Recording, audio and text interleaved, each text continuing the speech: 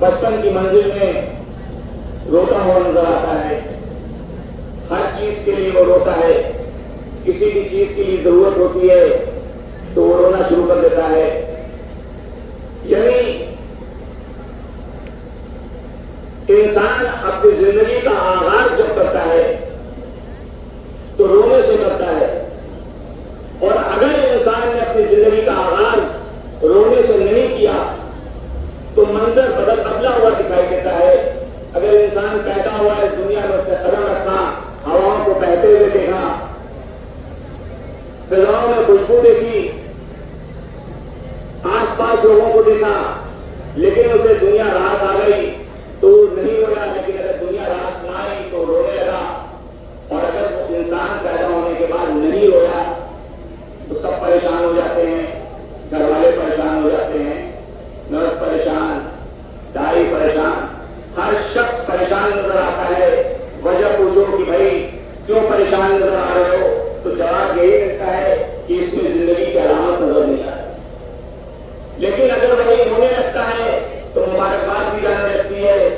سوال ہے کہ جب مبارکباد کیوں دی جا رہی ہے تو جواب یہی آتا ہے کہ مبارکباد اس لیے دی جا رہی ہے کہ بچے نے پیدا ہو کے ہونا شروع کر دیا، یعنی زندگی کی علامت نظر آ گئی. اس کا مطلب صاف طور سے واضح ہے کہ جو انسان دنیا میں آنے کے بعد روتا ہے وہی زندگی جیتا ہے.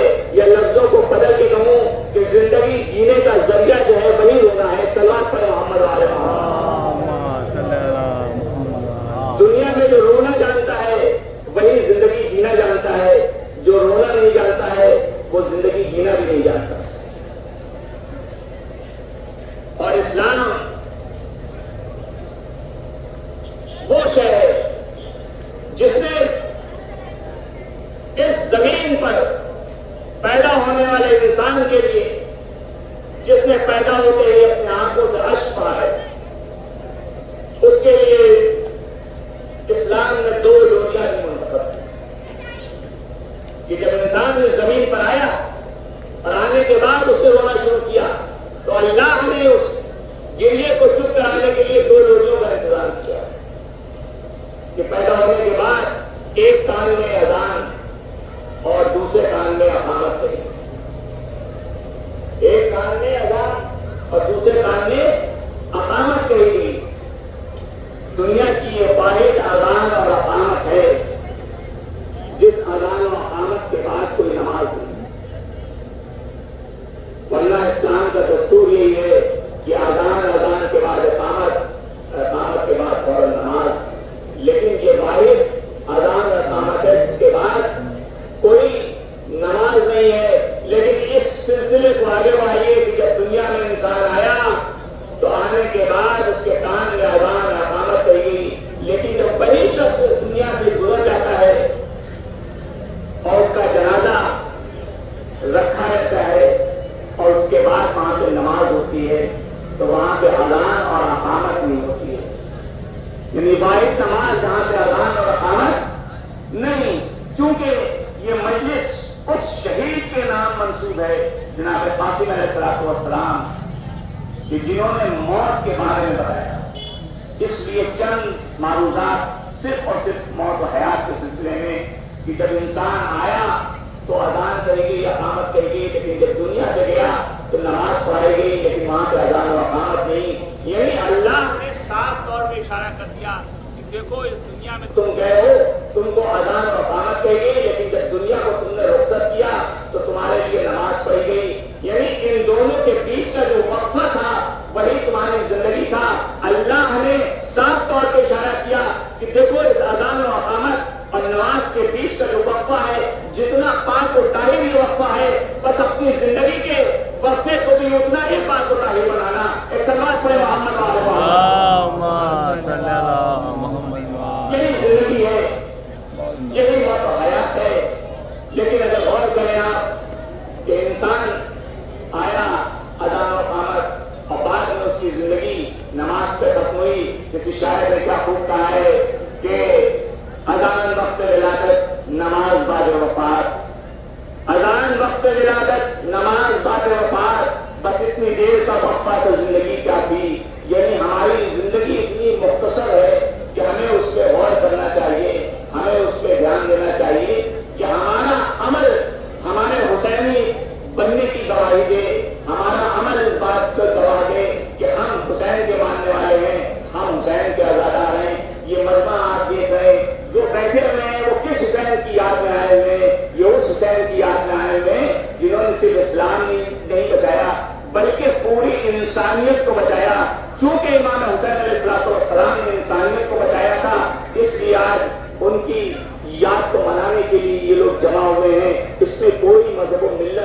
किसी फिरके की कैद नहीं है। हर मजहब व मिल्लत, हर फिरके के लोग इमाम हुसैन को याद करते हैं। उसी इमाम हुसैन जिसने इंसान की जिंदगी को बचाया था। सल्लल्लाहु अलैहि मोहम्मद वाले। तो बस इंसान की जिंदगी क्या है कि अज़ान और इक़ामत से शुरू होकर के नमाज पे खत्म हो जाती है। और जिसके लिए अल्लाह ने इंतजाम भी किया है, रास्ते दिखाए हैं कि इंसान जिंदगी कैसे जिए, उसूल दीन का रास्ता दिखाया, फुरूए दीन का रास्ता दिखाया, बताया कि देखो ये वाजिबात हैं, इन वाजिबात पे अमल करो। अगर मेरे नजदीक आना चाहते हो तो इन वाजिबात पे अमल करो। और इसके अलावा वाजिबात पे अमल करने के बाद कुरान के आईने में अपनी जिंदगी बसर करने की कोशिश करो, ताकि जो वाजिबात है उसके साथ साथ अमल अहले बैत भी अंजाम दो। इसीलिए देखिए कि तारिकुम फीकुम सक़लैन किताब अल्लाह और तरतीब अहले बैती, यानी मैं तुम्हारे दरमियान दो तरह का चीजें छोड़ के जा रहा हूँ। एक कुरान है, एक अहले बैत है। अगर कुरान और अहले बैत दोनों से जुड़े रहोगे, दोनों के दामन को पकड़े रहोगे, तो कभी भी जिंदगी से गुमराह नहीं होगे। गुमराह आज के दौर में वही शख्स होता है कि दोनों में से किसी एक का दामन छोड़ देता है। या तो कुरान का दामन पकड़ के कहता है कि कुरान मेरे लिए काफी है, और या तो फिर कुरान का दामन छोड़ करके सिर्फ अहले बैत का दामन पकड़ लेता है। नहीं अजीजों, सिर्फ एक का दामन पकड़ लेने से जिंदगी कामयाब नहीं होगी, बल्कि दोनों का दामन हमें मजबूती से पकड़ना होगा। क्यों? क्योंकि कुरान में जो बातें अल्लाह ने कही है उस पर अमल पैरा कैसे होंगे, ये हमको अहले बैत ने सिखाया है। सल्लल्लाहु अलैहि मोहम्मद वाले, यही हमको अहले बैत ने सिखाया है कि आपकी जिंदगी में हम अमल कैसे करें। दोपहर की मजलिस में मैंने अर्ज किया था कि इंसान जो भी अमल बजा लाता है वो अपने लिए बजा लाता है, दूसरे के लिए नहीं बजा लाता है। यानी अगर हमारे जहन में इस बात का तसव्वुर है कि हम जो अमल बजा ला रहे हैं इसका फायदा दूसरे को पहुंच रहा है, इसका फायदा किसी दूसरे शख्स को पहुंच रहा है, मुझे इसका कोई फायदा नहीं है, तो ऐसी सोच इंसान के जहन में नहीं आनी चाहिए। बल्कि हमें ये सोचना चाहिए कि हम जो भी काम कर रहे हैं उसका फायदा हमको सीधे तौर पर मिल रहा है। हमारे जहन में तसव्वुर होता है कि अगर हमने किसी की मदद की, किसी की माल से मदद की, तो उसका फायदा हुआ। देखिए वो जाहिरी फायदा है जो दुनिया देख रही है, लेकिन बातिनी फायदा आपको नजर आ रहा है। जब आप किसी की मदद करते हैं तो सीधे सीधे अल्लाह आपकी मदद करता है।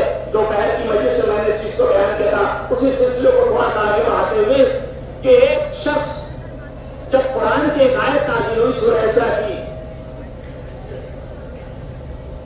और उस शख्स को आयत करीमा बहुत पसंद आई। जब उस शख्स को आयत करीमा बहुत पसंद आई, इन अहसनतुम, तो उसने उसको विर्द कर लिया। और विर्द करने के बाद वो हर वक्त उस आयत को अपनी जुबान पे लाने लगा। जिस जगह पे वो शख्स रहता था वहीं पे थोड़ी दूर पे औरत, यहूदी औरत रहती, उसको ये बड़ा नाज़ार गुजरा कि ये मर्द मोमिन, ये शख्स जो है ये कुरान की आयत करीमा का विर्द कर रहा है, कुरान की आयत करीमा की तिलावत कर रहा है। उसने सोचा कि नहीं, इससे किस तरीके से निजात पाई जाए, तो उसने एक रास्ता निकाला। एक दिन उस शख्स के पास औरत आती है, आने के बाद कहती है कि भाई तुम काम करने जा रहे हो, मैं तुम्हारे लिए खीर लेकर के आई। और उस खीर में उस शख्स ने, उस औरत ने जहर मिला रखा था और उस बंदे को दे दिया कि मैं तुम्हारे लिए लेकर आया हूं, जब कान से छट जाना तो उसको नोट करेगा। देखिए इस बात को ध्यान में रखिए कि इंसान का हर अमल उसके अपने लिए गवाह बनता है, उसका फायदा उसकी जमीन को पहुंचता है, उसकी शख्सियत को पहुंचता है। दुनियावी और ज़ाहिरी तौर पर फायदा जिसको पहुंचा है इसके लिए हमको देखने की जरूरत नहीं। वो औरत उस शख्स को लाके देती है, उसके बाद वो शख्स अपने काम पे निकलता है। और जब वहां पे काम करके थक हार जाता है तो थक हार करके जब वो बैठता है तो वो सोचता है कि अभी तो मुझे और काम करना है, तो मैं अपना काम पूरा कर लूं तब इस काम को मैं नोश करूं। फिर वो काम में मशगूल हो जाता है। इसी रास्ता में क्या देखता है कि दो मुसाफिर थके हारे चले आ रहे हैं। जब करीब आते हैं तो वो शख्स कहता है कि बंदे मोमिन, मुझे लगता है कि तू मुसाफिर से थका हुआ आ रहा है और मेरे पास बैठो, मेरे पास कुछ शीर नहीं है, मैं तुम्हें वो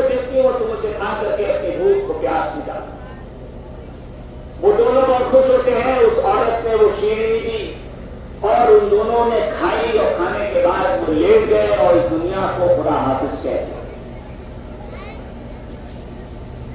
اب معاملہ یہ ہوا کہ آخر ان دونوں کی موت کیسے ہوئی، اور جب یہ مسئلہ آگے پہنچا اور اس شخص کو پکڑا گیا، اس سے پوچھ تاچھ کی گئی کہ بھائی تم نے کیا کچھ کھلایا جو ان دو شخص کی موت ہو گئی؟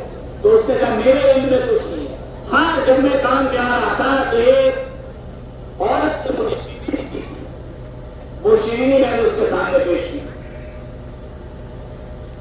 اس عورت کو بلایا گیا، ٹھیک ہے، توجہ دیا، اس عورت کو بلایا گیا اور اس سے پوچھا گیا دریافت کیا گیا کیا کہ تم نے اس شخص کی شیرینی میں کیا چیز ملائی تھی جس سے دو شخص کی موت ہوگی؟ اس عورت کے ساتھ تو اسے انکار کر دیا کہ نہیں، میں نے کوئی بھی ایسی چیز نہیں لائی تھی جو کسی کی جان لے سکے۔ اس سے کہا گیا کہ لیکن دو شخص کی موت ہو چکی۔ اس کے بعد کہا گیا کہ اس عورت کو لے جا کر کے ان دو شخص کی لاش دکھائی جائے۔ عزیزوں، جو بھی کام آپ کریں گے وہ آپ کے اپنے لیے ہوگا۔ ان احسنتم احسنتم لانفسکم، جو بھی کام آپ کریں گے وہ آپ کے لیے ہوگا۔ اگر اچھا کریں گے تو آپ کے لیے اچھا ہوگا، اگر برا کریں گے تو آپ کے لیے برا ہوگا۔ بس وہ عورت کو لے جایا جاتا ہے، اس کے بعد جب لاش پر سے پردہ ہٹایا جاتا ہے، چادر ہٹائی جاتی ہے، تو کیا دیکھا جاتا ہے کہ اسی عورت کے دونوں لڑکے۔ اس واقعے سے، اس روایت سے کیا سبق ملتا ہے؟ سبق یہی ملتا ہے کہ اگر ہم کسی کے لیے نقصان چاہتے ہیں یا کسی کے لیے ہم ضرر پہنچانے کی کوشش کرتے ہیں تو وہ ضرر اور نقصان ہم کو ہی پہنچتا ہے۔ ہم لوگ بچپن سے سنتے آ رہے ہیں اور ایک کہاوت سمجھتے ہیں کہ دوسروں کے لیے جو بیٹا کھودتا ہے اس پہ وہ خود گرتا ہے، لیکن یہ کہاوت نہیں ہے۔ ہمارے اور آپ کے امام چھٹے امام حضرت امام جعفر صادق،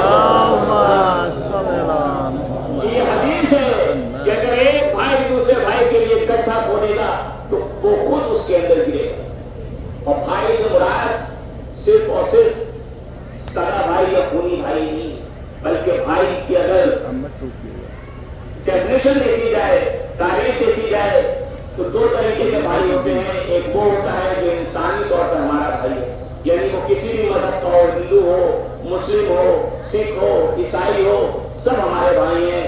یہ انسانی مطابقت سے ہمارے بھائی ہیں، لیکن دوسرا شریعت کے مطابق ہمارے بھائی ہیں، یعنی وہ بھائی ہیں جو کلمہ کو ہیں، جو کلمہ کو مسلمان ہیں، وہ شریعت کے حساب سے ہمارے بھائی ہیں۔ تو جب بھی کوئی ایک انسان دوسرے انسان کے لیے گڈھا کھودتا ہے تو وہ انسان پہلے خود اس میں گرتا ہے۔ صلوات پڑھیں محمد علیہ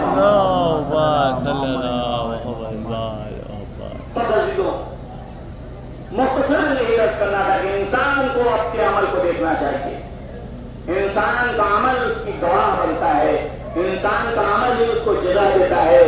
بڑی بڑی ہستیاں مل گئی اس غم حسین کو مٹانے کے چکر میں، بڑے بڑے ملک تباہ و برباد ہو گئے اس غم حسین کو مٹانے کے چکر میں، لیکن یہ وہ غم حسین ہے، اس کے اندر وہ جاذبیت ہے، وہ عاجزی ہے، وہ انکساری ہے کہ کوئی بھی دنیا کی طاقت اس غم حسین کو مٹا نہیں سکتی ہے۔ یہ اللہ کا بھی وعدہ ہے، یہ رسول اللہ کا بھی وعدہ ہے، یہ شہزادی کونین کی بھی دعا ہے۔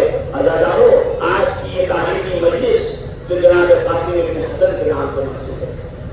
کون جناب قاسم؟ ہر سال یہ مجلس رضا منعقد ہوتی ہے، لیکن وقت کی تنگی کی وجہ سے زیادہ کچھ تفصیل بیان نہیں ہو پاتی، لیکن تھوڑا سا وقت دیتے ہوئے عرض یہ کرنا ہے کہ جناب قاسم ہے کون؟ ابو طالب کا خون، علی کا خون، فاطمہ کا خون، حسن کا خون، جناب قاسم۔ اور جناب قاسم علیہ السلام کربلا کے میدان میں صرف 13 سال ہے، کمسنی کا حالت سنتے رہتے ہیں، لیکن ذرا تاریخ کے اوراق کو پلٹیے، امام حسن کے اس دور کو دیکھیے کہ جب وہ وقت آتا ہے کہ امام حسن علیہ السلام بستر پر ہیں، اور اس کے بعد ایک مرتبہ امام حسین علیہ السلام کو بلاتے ہیں اور کہتے ہیں حسین اس حجرے سے سب کو باہر کر دو، زینب کو بھی باہر کر دو، ام کلثوم کو بھی باہر کر دو، کیونکہ وہ جو میں کہنا چاہتا ہوں وہ برداشت نہیں کر پائیں۔ اس کے بعد جناب قاسم علیہ السلام کو بلاتے ہیں اور بلانے کے بعد اپنے تکیے کے نیچے سے ایک تعویذ نکالتے۔ دیکھیے ہمارا آپ کا ایک دستور ہے کہ ہم اور آپ کے تعویذ کا استعمال کرتے ہیں تو حفاظت کے لیے استعمال کرتے ہیں، ضمانت کے لیے استعمال کرتے ہیں، لیکن ہائے وہ حسن جس نے تعویذ نکالا اور نکالنے کے بعد وصیت کی شکل میں جناب قاسم کے بازو پر باندھا، وہی تعویذ جس میں امام حسن علیہ السلام نے اپنی وصیت کو درج کیا۔ عزیزوں، جناب قاسم ابن حسن کوئی معمولی شہید نہیں، حسن کا بیٹا ہے، حسین کا بھتیجا ہے، حسن کا شاگرد ہے، علی کا شاگرد ہے، عباس کا شاگرد ہے۔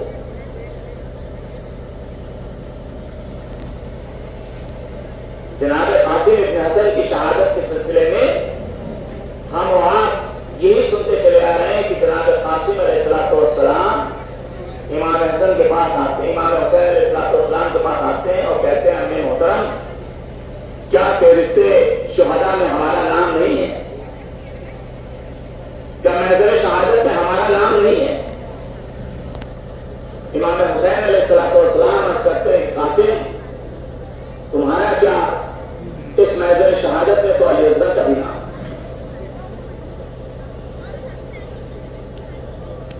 جناب قاسم بے چین ہو جاتے ہیں، عرض کرتے ہیں کہ کیا فوج خیمے میں گھس آئے گی؟ اس کے بعد آپ سنتے ہیں کہ امام حسین علیہ السلام نے جناب قاسم کو اٹھا کے گھوڑے پر سوار کیا کیونکہ کم سے نکالا، لیکن علامہ طبری اپنی کتاب میں جو لکھتے ہیں وہ یہ لکھتے ہیں کہ جناب قاسم ابن حسن کے رخصت کے لیے انہوں نے 3 جملے استعمال کہ جناب قاسم اس شجاع انسان کا نام تھا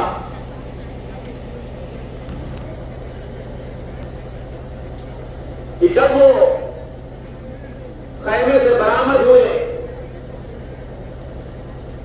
تو آستینیں چڑھی ہوئی تھی، جناب قاسم ابن حسن کی آستینیں چڑھی ہوئی تھیں، اور آستینیں کب چڑھی ہوتی ہیں؟ ارباب مقاصد لکھتے ہیں کہ آستینیں اس وقت چڑھی ہوتی ہیں جب انسان آس پاس کی لڑائی لڑنے کے ارادے سے نکلنا ہو، یعنی اس کو اپنا اوپر اتنا بھروسہ ہو کہ یہ جنگ ہم جیت کے آئیں گے، اس وقت انسان اپنی آستینوں کو اوپر کر لیتا ہے۔ جناب قاسم ابن حسن جب جنگ کے لیے نکلنے لگے تو آستینیں اوپر، اور اس کے علاوہ جب وہ نکلے ہیں خیمے سے تو سوار نہیں تھا، بغیر سوار وہ نکلے۔ علامہ طبری لکھتے ہیں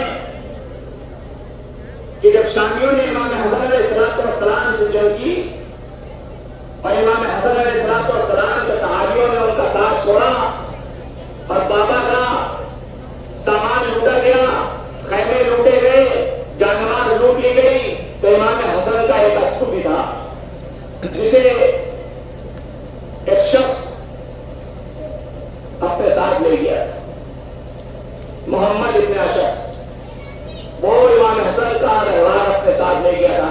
بس عزیزوں، علامہ طبری لکھتے ہیں کہ امام حسن باہر نکلے اور جب کربلا میں امام حسین اپنے قافلے کو لے کر کے پہنچے تو وہاں انہوں نے محمد ابن اشعث کو دیکھا، اس کے بعد انہوں نے اسے پہچان لیا، جناب قاسم کو لے کر کے آئے، اور جب جناب قاسم امام حسین علیہ السلام کے پاس آئے کہ مجھے مرنے کی اجازت دیجیے، تو جناب امام حسین علیہ السلام نے اشارہ کیا، قاسم ارے دیکھو وہ تمہارے بابا کا رہوار نظر آ رہا ہے، پہلے جاؤ اسے لے کر کے آؤ۔ جناب قاسم اس انداز میں خیمے سے نکلے کہ آستینیں چڑھی ہوئی ہیں، رہوار ساتھ نہیں ہے، باقاعدہ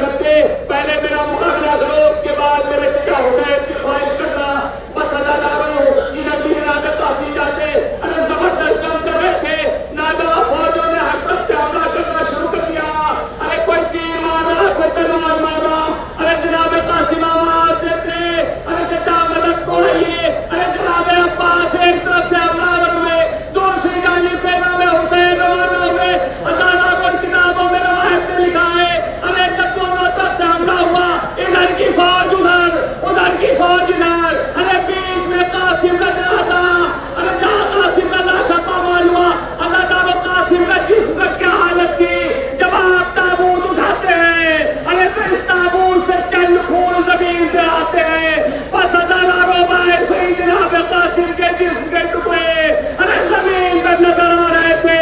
इमाम पहुंचे, अरे जनाजे को देखा, अरे छोटे छोटे टुकड़े, अरे अब क्या करे, हमारा का दामन भी गया, अरे टुकड़ों को समेटा, अरे लेके खैबर की तरफ आए, आवाज दे, अरे वहां से वापस आए, अरे सकीना दरे खैबा पर आ गई। अरे बाबा, अरे क्या कासिम को पानी पिला रहा है, अरे इमाम दाखिल हुए, कठी हवाले की जैसे ही जनाब सकीना की नजर दी, एक आवाज दी, ए बाबा, एक कठी ने क्या